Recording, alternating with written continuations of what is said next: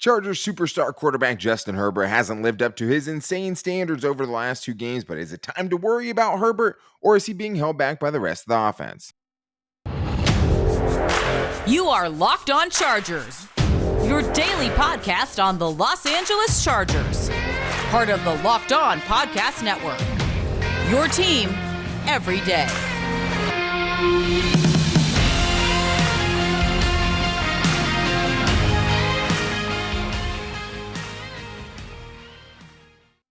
What is up, and welcome into the Locked On Chargers podcast. I'm your host, Daniel Wade, joined as always by my co-host, David Drogmeyer. We've been covering the Chargers together for 6 seasons, but this is our 5th season as the host of the Locked On Chargers podcast, bringing you your team every day. Thank you guys for making us your first listen today, and as always, to make sure you never miss the show, make sure you're going to subscribe to that Locked On Chargers YouTube channel and also following the show for free wherever you get your podcast from. But David, you know what it is. We are, I guess, a day late, but it's buy or sell today since the Chargers played last night as we're recording this, and it's time to get into some of the biggest overreactions and storylines along with the Chargers so far. I know one of the main criticisms has been, hey, the Chargers are 4-2, right? Should we be happier about that? And we're going to get into that today. But I think one of the more interesting things I've seen out there is people worried about Justin Herbert, the Chargers superstar, third-year quarterback. So maybe is it time to worry about Justin Herbert? We'll get into that in buy or sell. Maybe it's Joe Lombardi that's continuing to come back and maybe struggle offensively with the weapons that he has. But I do think there's some things on the defensive side I want to talk about, like will Michael Davis start in week 7 over JC Jackson? Because as we record this right now, we don't know that for certain. And also Brandon Staley might have just coached the best defensive half that he's coached as Chargers head coach so far. So we'll talk about that a little bit. And we'll also talk about just being more happy about a 4-2 start because, hey, it's hard to be 4-2 in the National Football League. So we're going to get into that as well. But this episode is brought to you by LinkedIn Jobs. LinkedIn Jobs helps you find the candidates that you want to talk to faster. Post your job for free at linkedin.com/LockedOnNFL. All right, David. Well, buy or sell has been fun. I've loved doing it so far. And I think it's always interesting to see kind of the different storylines that pop up from week to week, especially with the Chargers, because you never know how they're going to win. So it's like a win or a loss could lead to 1,000 different timelines and storylines to get in. Lots of questions. Lots of questions, as always. And I think there's a lot of valid questions, especially even at 4-2, because the Chargers, still haven't lived up to expectations in certain regards. But I think the most interesting thing I've seen out there too is people worried about Justin Herbert, and Justin Herbert hasn't lived up to his expectations over the last 2 weeks. We should be worried about Justin Herbert, buy or sell? No, I'm not worried about Justin Herbert. I'm selling that. Definitely not worried about Justin Herbert. I think we have to consider all of the circumstances that Justin Herbert has had to endure, not only just the last few weeks, but pretty much since, the second week of the season. Let's remember, guys, Justin Herbert is out there fighting through a rib cartilage injury that would sideline most other players. So, number one, the guy is incredibly tough. He's going out there giving it all for his teammates. And has it been the big, sexy, gaudy passing numbers that we come accustomed to seeing from Justin Herbert through his first couple of seasons? No. That hasn't been the manifestation in the last 2 weeks, but the Chargers have won football games other ways. If I were to tell you before the Cleveland Browns game that the Chargers would outrush the Cleveland Browns, would you believe me? Of course not. There's no way that you would believe me, but they did it. That's how they had to win that football game. And then against the Denver Broncos, that defense is suffocating. They are nasty. They bludgeon every team that they play, and they do not give you anything over the top. They put a blanket on the coverage. They make you earn your way down the football field. It wasn't a beautiful brand of football. It wasn't exciting offense, but it was effective, and it's how they had to play in order to win the game. So just in conclusion, no, I'm not worried about Justin Herbert. I'm selling that. All right, yeah. I mean, so let's look at the total of it, right? The last 2 games, 59 of 91, 466 yards, only 5.1 yards per attempt, which I think is part of the problem, right? Not going downfield, not averaging a lot of yards every time he throws the ball, which is problematic. 1 touchdown and 1 interception. As always, even going back to last year, there's never just a clean interception on Justin Herbert. Those are very rare where he just, randomly throws it into the arms. Yeah, made a bad decision. Player. That doesn't really happen. No, not at all. I mean, two of the balls so far this year have been deflected, right? One bounced Yeah. off the hands of Sony Michel. One in the last game seemed like the defender got a hand on it and popped it up in the air. Stuff Yeah. like that happens. 10 touchdowns and 3 interceptions so far is, I think, something that 95% of the quarterbacks around the league would take through 5 games or 6 games at this point. So, yes, it is a litany of things, right? Yeah. He's done this without Corey Linsley, no Keenan Yes. Allen for either game, a ton of Right. pressure against him, not trusting his offensive line, still facing a heavy dose of cover too, because teams are so afraid that he's going to take the top off the defense and beat them deep. So he's had to do a lot more checkdowns.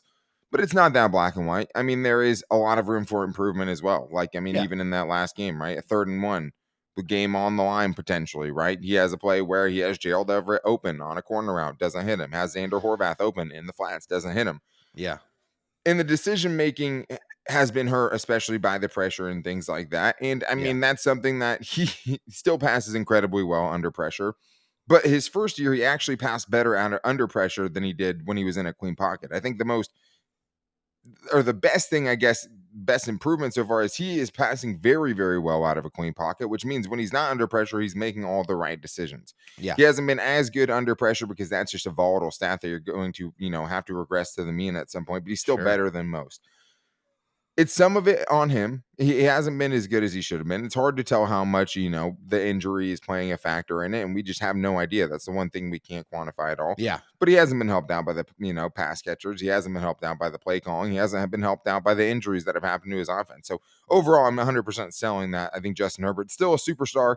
He's going to be fine. Let's let the season play out because, I mean, he's only should be getting better from here with the guys he has coming back, like Oh, yeah. Corey Linsley, his center, and Keenan Allen, his best offensive playmaker. So I'm not worried about it at all. Joe Lombardi, though, maybe it's time to be a little bit more worried about him because after, a couple of really good weeks where the Chargers averaged 32 points per game against the Texans and against the Browns, the Chargers offense came back to earth in this last game against the Broncos, obviously putting up 19 points, 3 of those set up by a muff punt at the end of the game. I guess the buy or sell here today, David, is this. Joe Lombardi deserves the most blame for the bad offensive performance.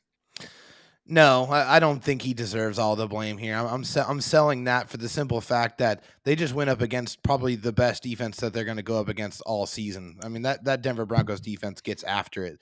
They stop the run. They take away your number one option with a shutdown corner and Pat Surtain. I mean, the Denver Broncos did some good work. The Chargers only ran the ball for 64 yards from their running backs. It just you just didn't get a whole lot of production there. They took away Mike Williams. You had to get the ball out quick to Josh Palmer a lot. 9 receptions for 57 yards. They just did and not Austin allow. Eckler too, right? Yeah, and Between Austin the two Eckler of too. those guys, 19 catches, right? That's a lot of short passes.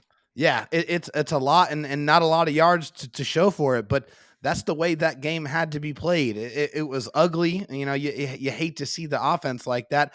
But on the other side of the token, you would want to give Mike Williams a couple more opportunities to go up and get the football. And we did not really see that. So in that particular instance, I am a little annoyed about that. I mean, you got a guy who can go up and get the football. You need to give him opportunities to go make plays. That's what he does. Yeah, and I don't even think it had to be like a 50-50 ball, right? You can get him Yeah. on little crossing routes to do other things to get him involved. It doesn't necessarily have to be that. But even that being said, I'd still be down to give him a couple of 50-50 ball chances because as you saw, he probably got another one of the most incredible catches I've ever seen taken away from him with that sideline catch late in the game. I mean, it looked like that foot might have gotten down, which to have the body control for that. I mean, the throw was crazy. The catch was crazier. I'm not super concerned about Mike Williams. Pat Surtain the second is a freak. I mean, like I said before the game, I think he's the top 3 corner in this league. Like that's just how good he is. At the same time, though, I mean, Joe Lombardi does deserve it. I mean, I'm buying that he's part of the problem. I'm not buying that he's necessarily the biggest part. I think the biggest part of the problem was the injuries. Having Corey Linsley out changes the game plan. Having Keenan Allen out changes the game plan tremendously. Still, though, like to run that little stick route and have that be the play that gets the interception obviously looks really bad because it's like, It does. defenders might be jumping that when you run it 10 times a game. Yeah. Right. And you're having every receiver either run like a 4-yard stick route where they're just trying to sit down in space and like a running back flaring out of the backfield. Like it's just not creative. And I think that he's on the fly, Joe Lombardi, trying to kind of adjust to what the Chargers have offensively at this point and the protection and things like that. And Justin Herbert, even in this game, it could have been a lot worse. He could have got hit a lot harder, could have got a hit a lot more often. So, I mean, he's definitely balancing that out. Joe Lombardi is still a problem again. We'll see if he can fix it against a pretty bad Seattle Seahawks defense coming up this week. But I do think on the defensive side, though, there was a lot of things to like, and I think left a lot of big questions, including, will J.C. Jackson start next week? Or will Michael Davis start next week? Because Brandon Staley probably just had his best defensive half as the Chargers head coach, and it came directly when he brought Michael Davis into the game and sat down J.C. Jackson. So it's going to be interesting to see what they do going forward. So we're going to continue our buy and sell and get into that. But I do need to tell you guys first, if your business is out there and needs to find the right people to hire, there's only one place to go, and that is LinkedIn Jobs. These days, every potential hire can feel like a high-stakes wager for your small business. You want to be 100% certain that you have the access to the best qualified candidates available, and the only place you can get that is with LinkedIn Jobs. That's why you have to check it out and help you find the right people for your team faster and for free. All you have to do is add your job in the purple hashtag hiring frame to your LinkedIn profile to spread the word that you're hiring. Simple tools like screening questions make it easy to focus on candidates with just the right skills and experience so you can quickly prioritize who you'd like to interview and who you'd like to hire. That's why small businesses rate LinkedIn Jobs the #1 in delivering quality hires versus leading competitors. Everyone I know has LinkedIn. It's something that I've used many times, and it's definitely something that any business I've worked for has used to try to find better people for their company. LinkedIn Jobs helps you find the qualified candidates you want to talk to faster. Post your job for free at linkedin.com/LockedOnNFL. That's linkedin.com/LockedOnNFL to post your job for free. Terms and conditions apply. Let's continue this buy and sell with one of the biggest storylines coming out of this last Chargers game, which was Michael Davis finally finding his way back onto the field, but coming at the expense of J.C. Jackson, who got benched as the Chargers' $82.5 million cornerback. He got benched for the guy who was the much more maligned, highly paid cornerback last year, right? When he wasn't living up to that contract, a much, much smaller contract, that should Yeah. be said. But Yeah. there's no question, David, that the game changed, right? Mhm. Michael Davis came in, and it wasn't all him. It couldn't have been, right? But like, that was the moment, right? That was the tipping point. That's what changed things in the Chargers' favor defensively in the second half. Now the question is, who's going to start next week? Because what we saw last week, David, was Nazir Adderley getting benched for Alohi Gilman. Well, guess what? The next week, Nazir Adderley got the start again. So Yeah. this leaves. So let's put it this way, David. Are you buying or selling that J.C. Jackson will be the starting cornerback next week against Seahawks? Yeah, I mean, looking at this one, this one's a little bit more difficult. It's not as cut and dry because every single game it seems like that J.C. Jackson has played, he's been picked on, and Yeah. that's something that's very abnormal. That's not something you normally see. Normally, he's a guy that takes people away. But I think if you paid attention to Brandon Staley's press conference Tuesday after the game, you kind of got some insight on what was going on or what they thought about JC Jackson. He said, "We just need to stay patient. Last night wasn't up to his standard or ours. We felt like we had to go in a different direction. We're going to stay with him, keep coaching him and see if we can get him comfortable." And then there was a follow-up question that said, "Is JC Jackson committing mental errors?" And he said, "I think it's fair to say that." So seems like JC Jackson is just not fully comfortable and not really fully understanding all of the different things that he's being asked to do in this particular defense. He's used to pressing a lot, getting up in the receiver's face and really trying to disrupt timing there. And this defense, frankly, asks you to do a lot more different techniques. It's kind of like what Michael Davis suffered from last season. A lot of different things that he had to learn in order to go out there and play fast in this defense. Just seems like JC Jackson isn't quite there. So I think, honestly, we might see Michael Davis starting next week. I said it on yesterday's show. I mean, I think if it's me, I'm shutting J.C. Jackson down until after the bye week and hoping that whether it's him just getting a little healthier, whether it's him just getting 2 more weeks of practice where he can try to let this defense fully sink in, Yeah. I don't need to see him. I mean, I'd probably keep him active, right? I mean, if you Mhm. need him, you need him. If it's a Sure. disaster, if it's an emergency, you need him out there. I get it. Yeah. But I'm starting Michael Davis next week. Will they? I don't know. That's really hard. Brandon It's Staley a deserves tough a one. lot of credit for benching him when he did. It's very Yeah. hard to keep a guy that makes that much money frankly, multiple times more money than Brandon Staley makes himself, Oh right, yeah. off of the field. So, like, that is a tough thing to do. It was the right decision. It panned out for the Chargers in a big way in that second Yeah. half defensively. I'm I think I'm buying it. I mean, if I'm the Chargers, I'm putting Michael Davis back out there, even if I have to make some excuse like, hey, he's sore. We're gonna let him figure it out. We're gonna just out of precautionary reasons try to keep him off the field if we can. We'll Yeah. get him back after the bye week, and hopefully by that point he's fully settled in. Because yeah, I mean he's used to playing man coverage, but in this last game he gave up 2 catches, right, 86 yards and a touchdown. So Yeah. you just can't survive with that dude on the field, especially when other teams seemingly the last few weeks have been trying to find him and pick on him Yeah. specifically. But David, that brings me to a different buy or sell here, which is this. Brandon Staley had his best half as the Chargers defensive play caller. You buying or selling it? Buying it 1,000%. I'm Yeah. putting all of my money on it because honestly, it was crystal clear. I mean, you look at that second half, it goes like this: punt, Derwin James sack on 3rd and 9, then punt due to a Drew Tranquil sack on 3rd and 6. Then it's an interception. The Denver Broncos get 0 yards out of, are forced to kick a 48-yard field goal. Then it's punt. Oh, then again, there's another Drew Tranquil sack on 3rd and 6 with 2 minutes left in the game. That was a 9-yard sack, then turned into a punt. The Chargers defense held the Broncos to 72 yards of total offense in the second half of that football game. That was pure dominance against the pass, against the run. They were utilizing the blitz to great effectiveness with other players not named Khalil Mack. They were getting after it. The defense was at its best on Monday night.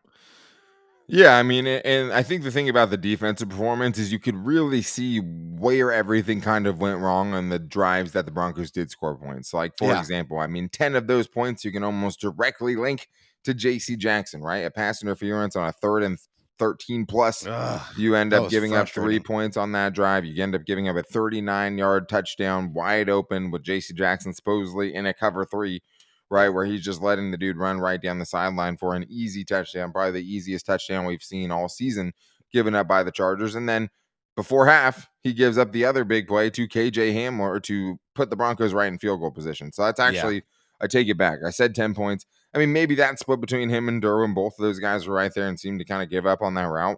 Yeah. Either way, it's about 13 points given up just by JC Jackson. I mean, they only scored 3 points in the second half, the Broncos did, and that was based on a Justin Herbert interception. So, like, Yeah. they truly gave up 0 points in the second half. They were giving up nothing at all in the second half. And yeah, if you're gonna, bash Brandon Staley for being a bad defensive play caller, you have to give him credit where credit's due. And I understand people saying, "Oh, well, the Chargers went up against a terrible offense." That's true.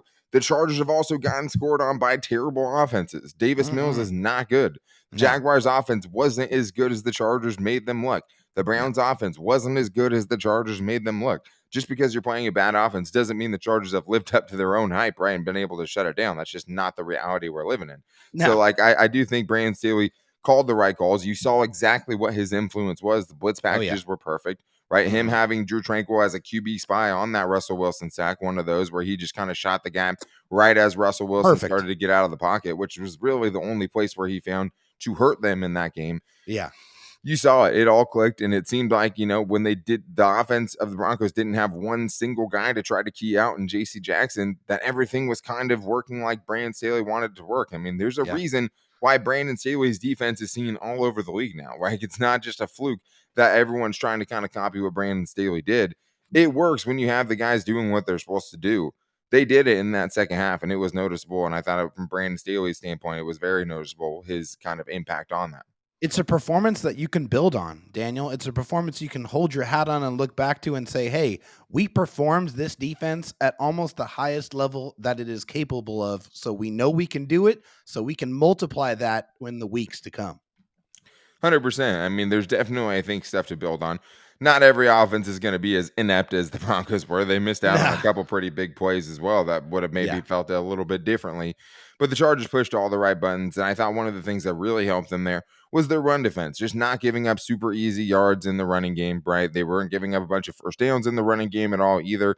I thought that was something that really, really helped them. So we're going to get into that. And if the Chargers should just be much happier just to start 4-2 because it's very, very hard to do. And if maybe the special teams has finally been fixed. Are we willing to christen the special teams as something that has been redeemed? We'll get into that coming up right after this, but I do need to tell you guys about the official betting sponsor of the Locked On Chargers podcast. And of course, I'm talking about betonline.net. I don't know about you guys, but to me, there's literally nothing better in the world than having betonline.net sitting on my couch and having Sunday football all day long where I just get to go on.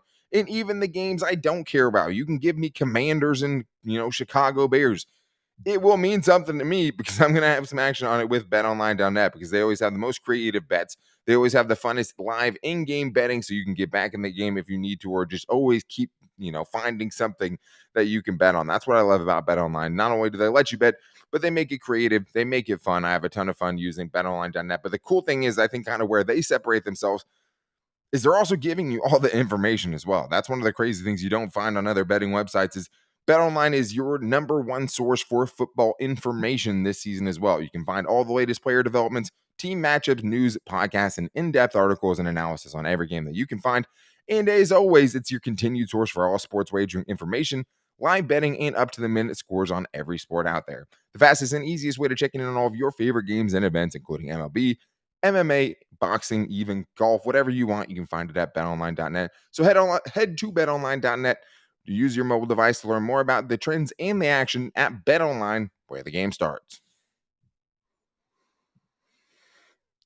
A big part of the Chargers' dominant defensive performance on Monday Night Football, David, I thought was very much, in connection with how well they played against the run. I mean, if you look at the raw totals, I mean, it'd probably just look like another game where the other team had a pretty good rushing game. But you also kind of have to hold that up to the bar of where the Chargers were, right? Which is allowing like 5.6 yards per carry on the season going into this one. And this one, though, they were much better, David. If you take just the Denver running backs, they had only 75 yards in this game, and they only averaged, wait for it, 3.9 yards per carry. I'll take that. I'll take that every single day of the week. I mean, if you Every can, day. especially when like the plan was you can have the run, we're going to absolutely take away Russell Wilson, right? Because that Yeah. seems like what it was kind of, what they were doing out there. A lot of light boxes that the Broncos were facing in this one. And Melvin Gordon, somehow gets benched in this game on 3 carries and no fumbles. But the buy or sell here is this, David. The Chargers' run defense is showing signs of improvement. So I like the way you phrase it that way because if you said, "Hey, the Chargers' run defense is better," I would have to sell that because I'm Or not fixed. ready. Yeah. Yeah, or fixed. Because I'm not ready to say that. I don't have enough evidence to say that the run defense is fixed. But we do have evidence of the run defense improving for sure. It Yeah. seems like Drew Tranquill and Kenneth Murray are playing some really good football together, which.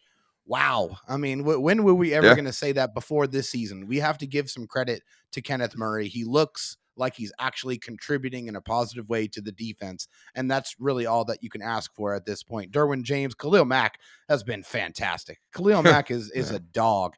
He just absolutely eliminates people on the edge. He is as advertised. He is really one of the key factors of this run defense. He just brings that attitude. Also, Sebastian Joseph Day playing really good football in the middle as well. Him and Austin Johnson, I think, have been really, really good. I think they're really starting to hit their stride in run defense. Yeah. So I do think there are some signs that the run defense is improving. So I'm going to buy that.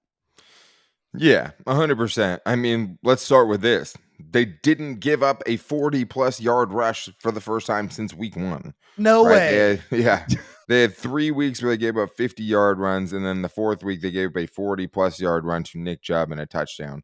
Yeah. I mean, they didn't have the big play against them. I think that's kind of the thing that really gives me the most encouragement, right? Yeah, I mean, Yeah. the longest run of the game was 14 yards. It wasn't pretty, but most of the runs were dying right around the line of scrimmage. Maybe there's a little extra push, but they were going 3 or 4 yards. You will take that because what Yeah. did it do? It put the Seahawks in a ton of third downs, and they couldn't convert. They would end up shooting themselves in the foot, but it was only because they were facing so many third downs. They weren't giving up first downs easily.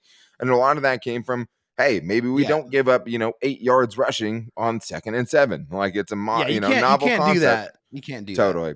So yeah, I mean, I think it's better. I mean, Drew Tranquill, I think deserves a lot of credit because he has been, a really nice surprise this year. Oh, He's he's been taken great. his game up a notch.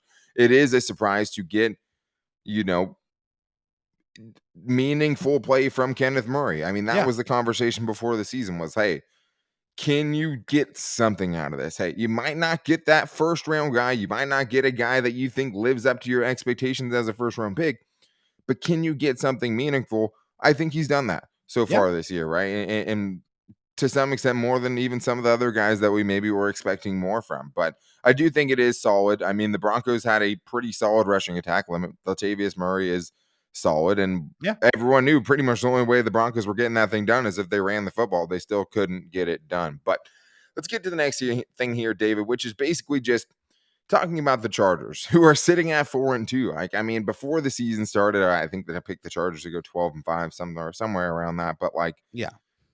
I think most of us would have signed up for 4-2. You know what I mean? Without the context. If you would have just said, hey, 4-2 right now going into a game against the Seahawks, you're darn right I'm taking that before the season, because I didn't think the Seahawks were any good at all with Geno Smith or Drew Lock. But it does seem like there's a lot of negativity out there, David, for sure. I saw Daniel Popper kind of went on a rant about this on Hops with Pop on his YouTube channel, and he was basically just like, hey, you guys are too negative. It's just a lot of teams would be very happy to have a 4-2 team, which is true. There's a lot of, valid things to be upset about with this team. There's a lot of ways that this team hasn't lived up to expectations. I get the frustration, but at the end of the day, David, you're 4-2. You're sitting, one game out of the AFC conference, not just, Yeah. the AFC West. You're seeing one game out of the AFC lead at this point behind the Buffalo Bills. You're also tied atop the division with the Chiefs and have a chance to kind of get that tiebreaker back with them when you meet up again later in the season. So do you think, I mean, buy or sell this, David, we should be happier. We should be having, happier conversations since the Chargers team is 4-2. Buy it. I'm Yeah. come on. I'm the eternal optimist here, but even without that, guys, let's have some perspective, okay? Sure. You lost a all-pro left tackle on Rashawn Slater. You Well, let's also lost remember too, this is perspective, David. Me and you covered the team in a 4-12 season, and the Chargers already have 4 wins this year, so exactly. could be a lot Yes. worse. So yeah, it could be a million times worse. So, but yeah, back to my point here. You're without your all-pro left tackle. You're without Corey Linsley for a couple of games, and you saw the impact that has. You Two would and a half been games, yeah. without Joey Bosa for the majority of the season. You've been without Keenan Allen, who's one of the best third down weapons in the NFL, period. And you're still 4-2, right up there in the top of the AFC West. You should not be upset. You should be incredibly happy. Oh, by the way, let's not forget your superstar quarterback has been dealing with the fractured rib cartilage injury pretty much the entire season, and he still has a 4-2 record. Yeah. So, given all of those things, given some of the defensive struggles, you should be incredibly happy that your Chargers are 4-2 at this point in the season, because with all those injuries, it could be a lot worse. Yeah, and I mean, I'll add an extra layer to that, right? I think you got to be happy with the improvement that you've seen from some of these players, because one of our biggest, kind of things we've harped on in the past is just how are you developing these players? How Yeah, much better is Drew Tranquil this year?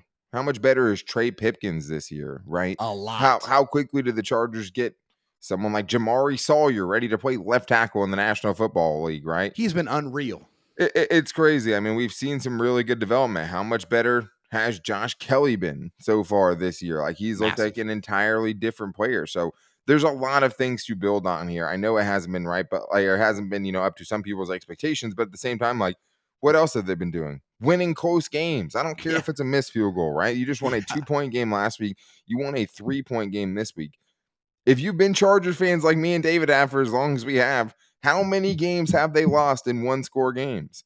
Even the Houston Countless. Texan games, right? Countless. That should have been a one-score game. The Chargers marched down the field, had a 6-minute drive, and made it a 10-point game, and made it not a contest when the game was, about to be over. Like, That's the right. Chargers have done a lot of things we've gotten mad at them for not doing in the past so far this season. I think there's a lot to build on. But speaking of Josh Kelley, bad news there. Really, really, honestly, really sucks. We knew he got hurt. I think he must have been on special teams, because I don't think I saw him play It an was on offensive special snap, teams. in Yeah. this game. But looks like he's going to be out 2 to 4 weeks is basically what the projection is right now. And Brandon Staley was asked, okay, is it Spiller time now, right? Basically.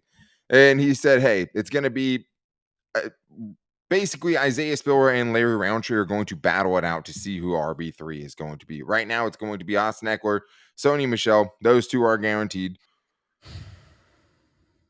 Are you buying that it is a legitimate competition to see who this third running back is going to be? It better not be.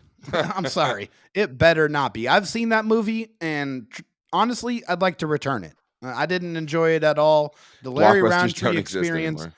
was not great. And he has not done anything productive at all in his NFL career. You have not seen anything from Isaiah Spiller other than untapped potential.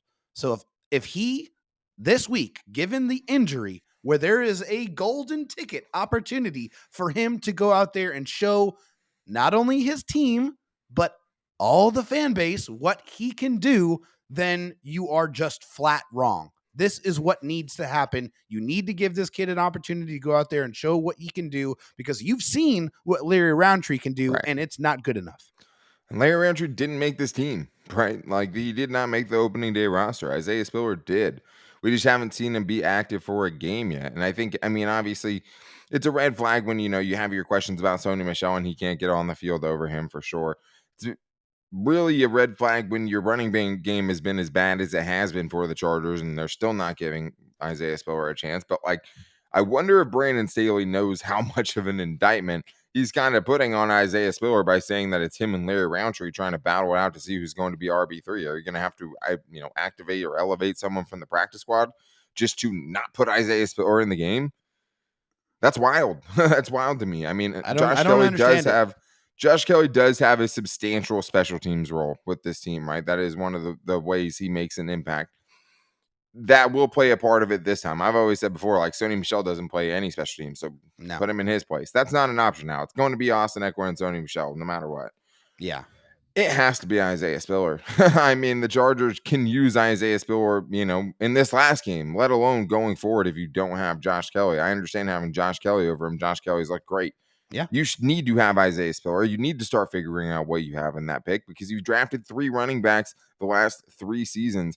You need to figure out what you have in this guy. And if he can't get on the field at this point, right, 6 weeks in, you have much bigger problems, right? Yeah. Like, that's a really, really big problem. We've seen it with other guys in the past, like guy who got in for the first time last week, Brendan Hymus, right? Like, just even in the worst scenarios, they weren't willing to put him on the field. Like, it's starting to feel like that a little bit with Isaiah Spiller, and that's super scary because Isaiah Spiller is uber talented, and I want to see what he's able to do at the NFL level just when he can just, get out there and go. And hopefully we get to see that this week against the Seattle Seahawks, and the Chargers can get their rushing game back on track. But that is going to do it for today. But make sure you guys are back here tomorrow, because tomorrow is Crossover Thursday. So we're going to be joined by the Locked On Seahawks podcast to talk about this easy game the Chargers should have had an easy win, and maybe not being so easy anymore with the Seahawks playing as well as they're playing. To make sure you don't miss it, make sure to subscribe to the Locked On Chargers YouTube channel and also follow the show for free on all platforms wherever you get your podcasts from. You can check us out any day on Spotify, Apple Podcasts. Make sure to rate and review if you use those as well. We really appreciate that. You can also find the show on all of our social media. You can follow me on Twitter at Dan Talk Sports, David Drogmeyer on Twitter at DroTalkSD, and you can also find the show's page at Locked On LAC. You can also find the show on our Locked On Chargers Facebook page and at Locked On Chargers on our Instagram page as well. If you guys want to call in and get your questions in for the next Chargers mailback show, make sure to call into 323-524-7924. But thank you guys again for making this your first listen. If you guys need a second listen, make sure to check out the Peacock and Williamson Show, the best all-around short and sweet NFL podcast that you're going to find. If you want to keep up with everything going on around the league, you make sure to check out the Peacock and Williamson Show wherever you get your podcast from. But make sure you guys are back here tomorrow for Crossover Thursday with the Locked On Seahawks. Until then, take it easy and go Bolts.